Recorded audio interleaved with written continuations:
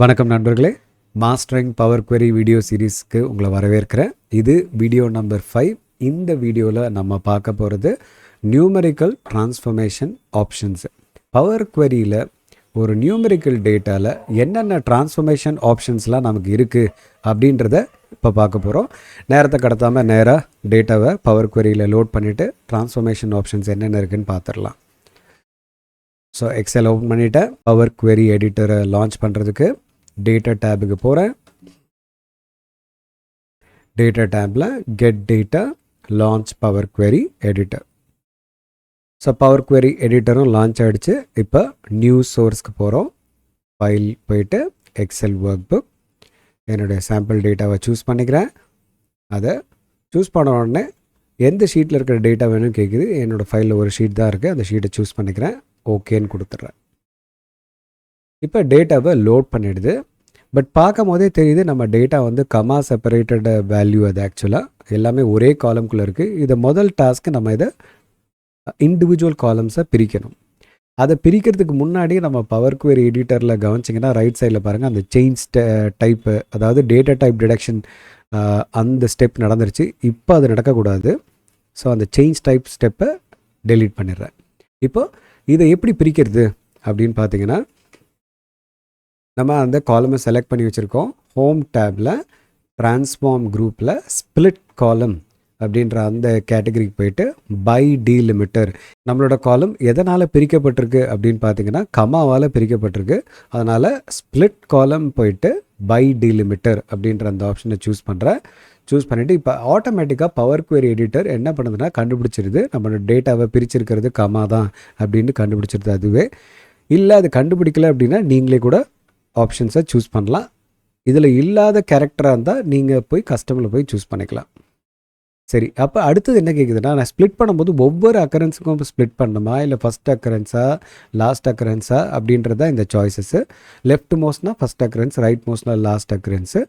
Each அக்கரன்ஸ்ன்றது ஒவ்வொரு தடவையும் வரும்போது பிரிக்கணுமான்னு கேட்குது. நமக்கு ஒவ்வொரு தடவையும் வரும்போது பிரிக்கணும். அதனால் ஓகேன்னு கொடுத்துட்றோம். கொடுத்த உடனே இங்கே பார்த்தோன்னா ஆட்டோமேட்டிக்காக நம்மளோட டேட்டா ஒவ்வொரு இண்டிவிஜுவல் காலம்ஸாக பிரிஞ்சிருக்கு. மறுபடியும் அந்த டேட்டா டைப் டிடக்ஷன் நடந்திருக்கு. அது இப்போ கட் பண்ணிடுறேன். அடுத்த ஸ்டெப் எனக்கு என்ன பண்ணணும்னு பார்த்தீங்கன்னா, இந்த ஃபஸ்ட்டு ரோவில் இருக்கிறது எனக்கு ஹெட்டராக மாறணும். ஸோ அது இன்னொரு ஜென்ரல் டிரான்ஸ்ஃபர்மேஷன் நம்ம பண்ண வேண்டியிருக்கு. ஹோம் டேபில் ட்ரான்ஸ்ஃபார்ம் குரூப்பில் use first row as header அப்படின்றத சொல்லிடுறேன். ஸோ இப்போ அந்த ஃபஸ்ட் ரோவில் இருக்கிறது ஹெட்டராக மாறிடுச்சு. மாறின உடனே பார்த்தீங்கன்னா திருப்பியும் நம்ம சேஞ்ச் டைப் தலைவர் வந்திருப்பார். பட் இந்த டைம் நான் அவரை இக்னோர் பண்ண போகிறதில்ல. ஏன்னா ஐடியலி அது இண்டிவிஜுவல் காலமாக பிரித்ததுக்கப்புறமா நானே இருந்தாலும் நான் டேட்டா டைப்பை டிடெக்ட் பண்ண தான் போகிறேன். பட் அது பண்ணிடுச்சு. பட் பண்ணது கரெக்டாக இல்லையா அப்படின்னு ரேண்டமாக செக் பண்ணிக்கிறேன். எல்லாமே பர்ஃபெக்டாக பண்ணியிருக்கு. அது ஒரு நல்ல விஷயம் நமக்கு. ஸோ அதனால் இதை பற்றி நம்ம எதுவும் கவலைப்பட வேண்டாம். இப்போ ஆக்சுவல் வீடியோக்குள்ளே போகலாம்.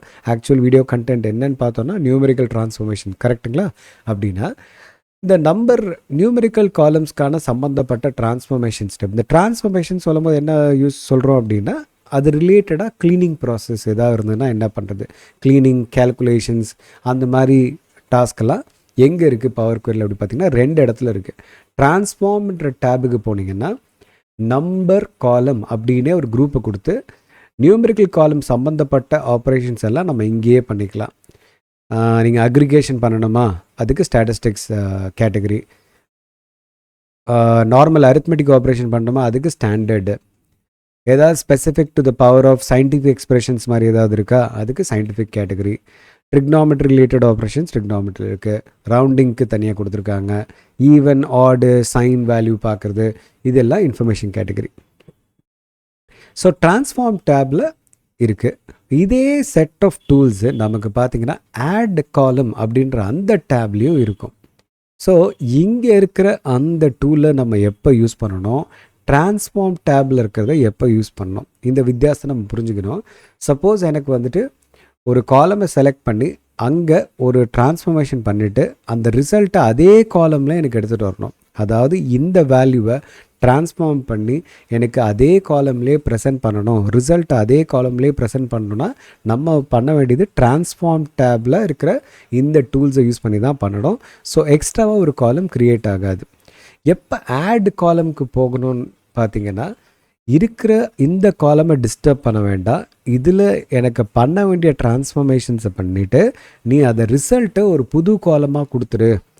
ஸோ எனக்கு ஆக்சுவல் டேட்டா காலம் இருக்கும், ட்ரான்ஸ்ஃபார்ம் ஆன அந்த டேட்டா செப்பரேட் காலமில் இருக்கும் அப்படின்னு எதிர்பார்க்குறீங்கன்னா அது ஆட் காலம் வழியாக நீங்கள் பண்ணணும். சரி, இப்போ இந்த வீடியோ பொறுத்த வரைக்கும் நம்ம 2 ஏரியாவையும் ஸ்விட்ச் பண்ணிகிட்டே இருப்போம், ட்ரான்ஸ்ஃபார்முக்கும் ஆட் காலமுக்கும். ஸோ ஃபஸ்ட்டு நம்ம ட்ரான்ஸ்ஃபார்மில் ஒர்க் பண்ணலாம். இதுக்கு நம்ம எடுத்துக்க போகிற எக்ஸாம்பிள், என்னோடய டேட்டாவில் ப்ராடக்ட் ரேட்டிங்னு ஒரு காலம் இருக்குது. அந்த காலமில் இருக்க வேல்யூஸை நம்ம ரவுண்ட் பண்ண போகிறோம். So let us go to the right side. இப்போ பார்த்தீங்கன்னா ப்ராடக்ட் ரேட்டிங்னு ஒரு காலம் இருக்குது. இதில் பார்த்தீங்கன்னா 4.5, 3.8, 5 அப்படின்னு இருக்குது. பட் எனக்கு ரேட்டிங் வந்து 1 to 5 தான் இருக்கணும். இந்த மாதிரி டெசிமல்ஸில் இருக்கக்கூடாதுன்னு டிசைட் பண்ணிட்டேன். இப்போ எனக்கு ஆப்ஷன் வந்து நார்மல் ரவுண்டிங் ஆப்ரேஷன் பண்ணணுமா, இல்லை ரவுண்ட் அப் பண்ணணுமா, ரவுண்ட் டவுன் பண்ணணுமா. ரவுண்ட் அப்னா 4.2ன்றது it will become 5. Round down அப்படின்னா 4.7 இருந்தாலும் 4ன்னு தான் வரும். ஸோ நம்ம ஐடியலி இது ஒரு ப்ராடக்ட் ரேட்டிங் அப்படின்றதால நான் கொஞ்சம் ஆப்டிமிஸ்டிக்காக இருக்கணும்னு நினச்சேன்னா இந்த காலமை செலக்ட் பண்ணுறேன், ட்ரான்ஸ்ஃபார்ம் டேபுக்கு போகிறேன், ரவுண்டிங் நம்பர் காலம் குரூப்பில் ரவுண்டிங் போகிறேன், ரவுண்ட் அப் அப்படின்ற சாய்ஸை எடுத்துக்கிறேன். இப்போ என்ன ஆகும்னா எல்லாமே ரவுண்ட் அப் ஆகிடும். இந்த 4.5 வில் பிகம் 5, 3.8 4 ஆகும், 4.2 5 ஆகிடும். ஸோ அதுதான் நடக்க போகுது. 4.3, 4.1 5ஆக மாறும். இப்போ பாருங்கள், you can see all these has become 5. இல்லை எனக்கு இந்த மாதிரிலாம் பண்ணக்கூடாது, நார்மல் ரவுண்டிங் ஆப்ரேஷன் பண்ணணும் அப்படின்னு நினச்சிங்கன்னா இந்த ஸ்டெப்பை நான் கட் பண்ணிவிட்டு I'm coming back to that area. நம்ம காலம் ஏற்கனவே செலக்ட் ஆகிருக்கு. எனக்கு நார்மல் ரவுண்டிங் ஆப்ரேஷன் பண்ணு அப்படின்னா நீங்கள் ரவுண்டுன்றது சூஸ் பண்ணணும். அப்போ அது என்ன கேட்கும்னா எத்தனை டெசிமலுக்கு ஒன்று ரவுண்ட் பண்ணணும்னு கேட்கும். எனக்கு 0 டெசிமல்ஸ், என்ன டெசிமல்ஸே வேண்டான்றது தான் நமக்கு டெசிஷனிங்க. பட் ரவுண்ட் பண்ணும்போது நார்மல் ரவுண்டிங் லாஜிக் தான் ஃபாலோ பண்ணோம். 5 and அபவில் இருந்ததுன்னா அபவ் 5ஆக இருந்தால் ரவுண்ட் பண்ணு, 5க்கு 5 கீழே இருந்ததுன்னா அதை ரவுண்ட் பண்ணாத ஆக்சுவல் நம்பரே ப்ரெசென்ட் பண்ணுன்னு சொல்ல போகிறோம். இப்போ பார்த்தீங்கன்னா 4.5 இருந்தது 4ன்னு தான் கொடுத்துருக்கு, 3.8ன்றதை 4ன்னு மாற்றிக்கிச்சு. இது நார்மல் ரவுண்டிங் ஆப்ரேஷன். ஸோ நமக்கு என்ன தேவையோ ரவுண்டிங் ஆப்ரேஷன் பிக் பண்ணிக்கலாம். இப்போ நம்ம பண்ணது ட்ரான்ஸ்ஃபர்மேஷனில். அப்போ ரிசல்ட்டு அதே காலம்லேயே நமக்கு ப்ரொடியூஸ் ஆகிடும். சரி, இப்போ நம்ம பண்ண போகிறது 2 எக்ஸிஸ்டிங் காலமை வச்சுக்கிட்டு அந்த 2 காலமுக்கு நடுவில் ஒரு அரித்மெட்டிக் ஆப்ரேஷன் பண்ணி அந்த ரிசல்ட்டை வந்து ஒரு புது காலமாக கொண்டு வர போகிறோம். அப்படின்னா நம்ம போக வேண்டிய இடம் ஆட் காலம். எந்த 2 காலமை நம்ம அதை பண்ண போகிறோம் அப்படின்னு பார்த்தீங்கன்னா, இனிஷியல் ப்ரைஸ்னு ஒரு காலம் இருக்குது, அந்த காலமில் நம்ம ஒர்க் பண்ண போகிறோம். ஸோ அந்த காலம் எங்கே இருக்குதுன்னு பார்த்துருவோம். இப்போ இங்கே இருக்குது பாருங்கள், இனிஷியல் ப்ரைஸ், ஃபைனல் ப்ரைஸ்னு 2 காலம் இருக்குது. பார்த்தீங்கன்னா இங்கே பார்க்கலாம், இனிஷியல் ப்ரைஸ், ஃபைனல் ப்ரைஸ் 2 காலம் இருக்குது. இந்த இனிஷியல் ப்ரைஸை ஃபைனல் ப்ரைஸையும் சப்ட்ராக்ட் பண்ணி எவ்வளோ மார்ஜினில் நம்ம டிஃப்ரென்ஸ் இருக்குதுன்னு பார்க்கணும். எனக்கு இனிஷியல் ப்ரைஸு, ஃபைனல் ப்ரைஸு எவ்வளோ மார்ஜின் நமக்கு டிஃப்ரென்ஸ் இருக்குதுன்னு பார்க்கணும். ஸோ இந்த 2 வேல்யூக்கான டிஃப்ரென்ஸ் எனக்கு கால்குலேட் பண்ணணும்.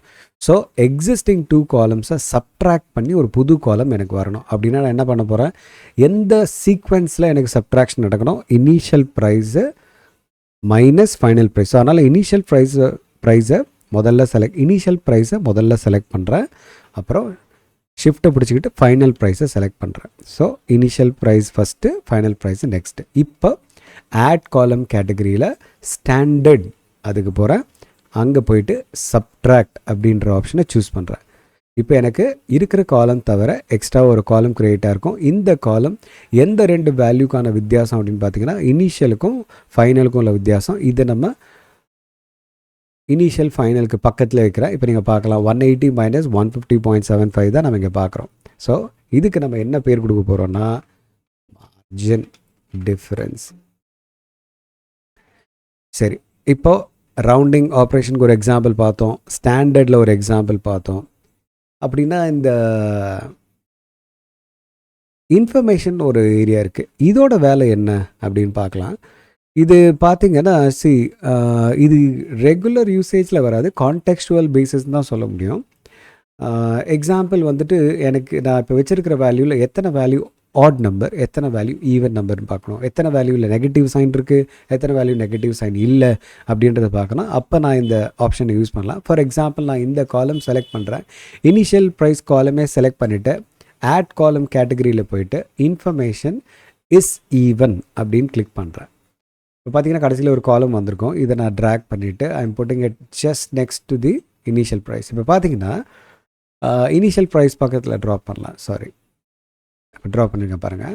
180 is a even number, so true வந்துருச்சு. எங்கே ஃபால்ஸ் வந்திருக்கு பாருங்கள். 75 is not even number, so ஃபால்ஸ்னு வந்திருக்கு.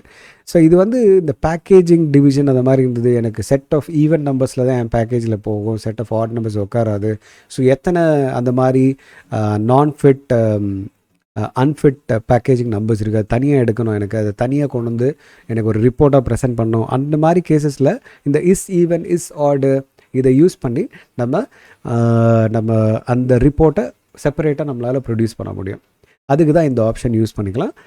இப்போது நம்ம என்ன புரிஞ்சுக்கிட்டோன்னா, information category, rounding category, standard category. இந்த ஸ்டாண்டர்ட் கேட்டகரி கீழே கன்ஃபியூஷன் கொடுக்கக்கூடிய ஒரு ஏரியா பார்த்திங்கன்னா அந்த பர்சன்டேஜ் ஆஃபும்.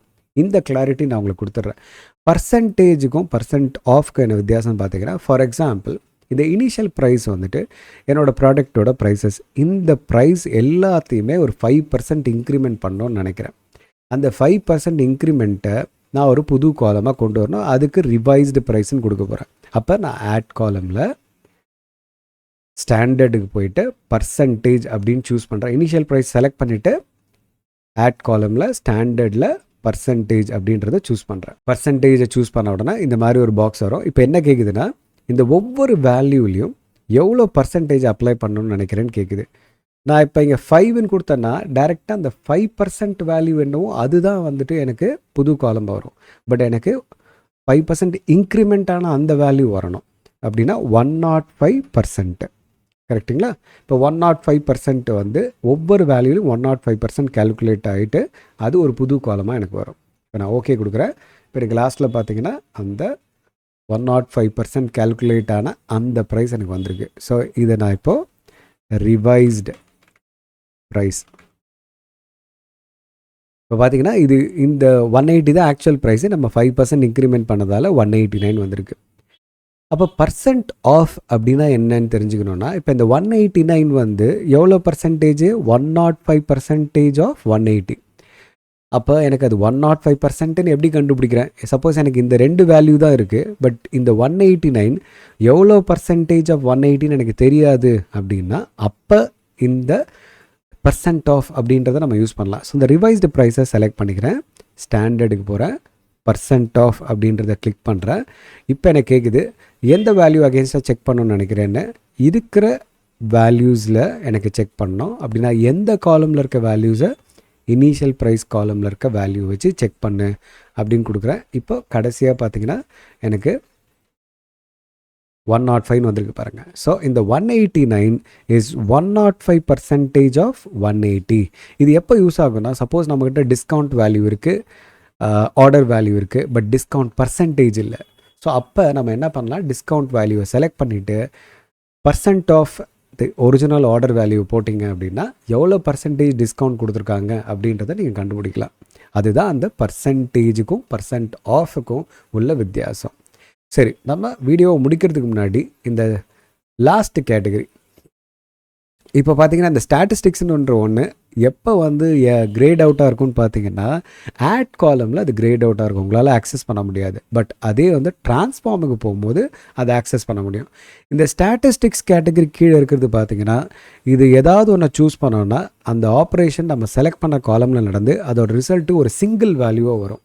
இது எப்போ தேவைப்படும்னா, சப்போஸ் அந்த சிங்கிள் வேல்யூவை எடுத்துகிட்டு போய் ஃபர்தராக நெக்ஸ்ட் ஸ்டெப்ஸ்லாம் நான் யூஸ் பண்ணிக்க போகிறேன், இன்னொரு queryயில் இந்த வேல்யூவை நான் வந்து யூஸ் பண்ணி அது ஃபர்தராக கேல்குலேஷன் பண்ண போகிறேன். நம்மளோட வீடியோ சீரீஸில் நம்ம இன்னும் அட்வான்ஸ் லெவல் போவோம். அந்த லாங்குவேஜ் ஃபார்முலாஸ் எழுதும் போது இந்த ஸ்டெப்போட நெசசிட்டி என்னன்றதை நம்ம இப்போ புரிஞ்சிக்க முடியும். பட் இது என்ன பண்ணுதுன்னு நான் உங்களுக்கு காமிச்சிடுறேன். இப்போ எக்ஸாம்பிள் வந்து நான் ரிவைஸ்டு ப்ரைஸை செலக்ட் பண்ணுறேன். இப்போ நான் சம்முன்னு கொடுத்தேன்னா இது என்ன ஆகும்னா, எனக்கு ஒரு சிங்கிள் வேல்யூவை ரிட்டர்ன் பண்ணோம். இப்போ இந்த சிங்கிள் வேல்யூவை தான் நான் எடுத்துகிட்டு போயிட்டு இன்னொரு queryயில் என்னால் யூஸ் பண்ணிக்க முடியும். பட் இப்போ அந்த ஆப்ரேஷன் பொறுத்த வரைக்கும் நமக்கு அந்த சிங்கிள் வேல்யூ நமக்கு தேவையில்லை. பட் என்ன தெரிஞ்சுக்கலான்னா, ஓகே அந்த காலத்தோட டோட்டல் என்னன்னு நம்ம இங்கே தெரிஞ்சிக்க முடியுது. ஸோ இதை கட் பண்ணிடுறேன். I'm coming back to the actual data. So இந்த வீடியோவோட முடிவுக்கு வந்துட்டோம். இந்த வீடியோவில் நம்ம பார்த்தது நியூமெரிக்கல் டேட்டா ட்ரான்ஸ்ஃபார்மேஷனுக்காக பவர் query எடிட்டர் கொடுக்குற ஆப்ஷன்ஸ் என்னென்ன, அது 2 டேப்பில் இருக்குது. ட்ரான்ஸ்ஃபார்ம் டேப்பில் இருக்குது, ஆட் காலம் டேப்லையும் இருக்குது. ட்ரான்ஸ்ஃபார்ம் டேப்பில் இருக்கிறத எப்போ யூஸ் பண்ணுவோன்னா, அதே காலமில் எனக்கு ட்ரான்ஸ்ஃபார்ம் ஆன ரிசல்ட் வரணும் அப்படின்னா யூஸ் பண்ணுவோம். இல்லை ட்ரான்ஸ்ஃபார்ம் ஆனது எனக்கு இன்னொரு காலமில் வரணும் அப்படின்னா அப்போ தான் நம்ம ஆட் காலமில் போவோம். இந்த ஸ்டாட்டிஸ்டிக்கல் ஏரியா மட்டும் ட்ரான்ஸ்ஃபார்மில் மட்டும்தான் நம்மளால் ஒர்க் பண்ண முடியும், ஆட் காலமில் பண்ண முடியாது. பட் ஸ்டாட்டிஸ்டிக்ஸ் கேட்டகரியில் இருக்கிறது எப்போவுமே ரிசல்ட்டு வந்து சிங்கிள் வேல்யூ ரிசல்ட்டாக வரும். அதை நம்ம எப்போ யூஸ் பண்ணுவோன்னா, அந்த சிங்கிள் வேல்யூ இன்னொரு queryக்கு இன்புட்டாக மாறப்போகுது அப்படின்ற கேஸில் மட்டும்தான் யூஸ் பண்ணுவோம். இல்லைன்னு நம்ம அதை பிக் பண்ண மாட்டோம். இல்லை ஒரு சின்ன கிரவுண்ட் செக்கு, ஸ்மால் செக் பண்ணிக்கிறதுக்காக யூஸ் பண்ணிக்கலாமே தவிர இது ரெகுலர் யூசேஜில் நமக்கு வராது. ஒன்லி அட்வான்ஸ் லெவல் யூசேஜ் வரும்போது நம்ம இதை யூஸ் பண்ணிப்போம். மற்றபடி நான் கவர் பண்ணாத ஏரியா எதுன்னு பார்த்தீங்கன்னா, ட்ரிக்னாமெண்ட்ரியும் சயின்டிஃபிக்காக நான் ரொம்ப உள்ளே போகலை. ஏன்னா இது ரொம்ப ஸ்பெசிஃபிக் நீட் இருக்கும்போது மட்டும்தான் இந்த கேட்டகரிக்குள்ளே போவாங்க. அதை நீங்கள் பார்க்கும்போதே தெரிஞ்சிக்க முடியும். ஸோ நம்ம அடுத்த வீடியோவில் இன்னும் டிஃப்ரெண்ட் ட்ரான்ஸ்ஃபர்மேஷன் ஸ்டெப்ஸை என்னென்ன இருக்குது பவர் query எடிட்டரில் அப்படின்றத பார்க்கலாம். அது வரைக்கும் உங்களிடமிருந்து விடைபெறுவது உங்கள் ஹரியரன்.